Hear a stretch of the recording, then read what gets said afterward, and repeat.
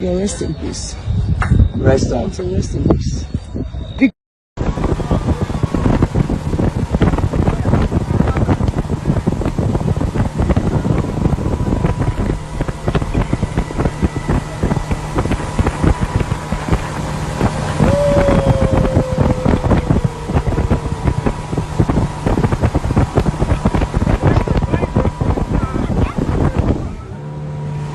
Hello guys, welcome to my channel. This is Abigail Frederick's last video on the boat that claimed her lives and the lives of others, including that of popular Nollywood actor Junior Pope.